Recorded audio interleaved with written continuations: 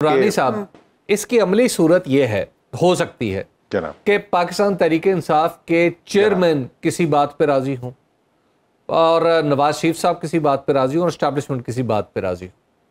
अब जो बात चल रही है कि जनाब सदर मुमलकत हैं, आप हैं, तो आपके पास एक ऑप्शन यह है कि जो जेल का कैदी है यानी इमरान खान साहब वो मुल्क से बाहर तशरीफ ले जाए।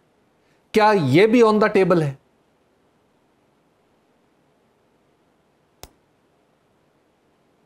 देखिए, मेरा जो फार्मूला है, मैं आपने चूंकि बहुत मतलब एक प्रैक्टिकल और टेक्निकल सवाल किया है तो मैं उसको मज़ीद एलेबोरेट कर दूं। मेरा जो फार्मूला है वो ये है कि जनाब, आप जहां तक किसी भी कानूनी लाकानूनियत के मामलात हैं किसी भी पार्टी से रिलेटेड, उनको आप अदालत के हवाले और इस्तगासा के हवाले कर दें। अच्छा। और सियासत में तमाम पार्टियों को लेवल प्लेइंग फील्ड दें।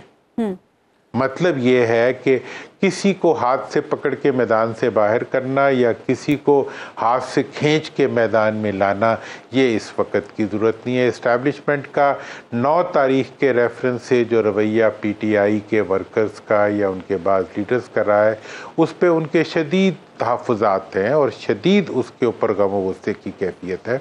लेकिन उसकी हैंडलिंग का एक ही तरीका है कि उन तमाम मामलात को जो अफराद की लाकानूनियत से मुतल्लिक मामलात हैं उनको अदालतों के हवाले करते हुए और कानून के हवाले करते हुए सियासत से उसको अलहदा कर दिया जाए।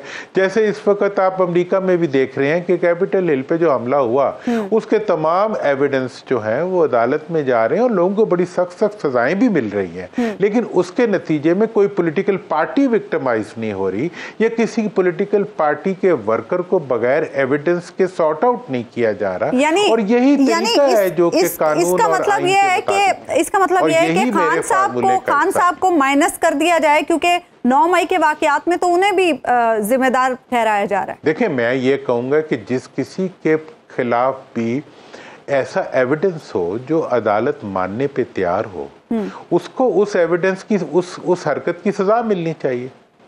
लेकिन ये नहीं होना चाहिए कि आप कोई ब्लैंकेट किस्म की कोई एक असूल बना दें कि जी ये मंजूर और ये नामंजूर। ये नहीं होना चाहिए।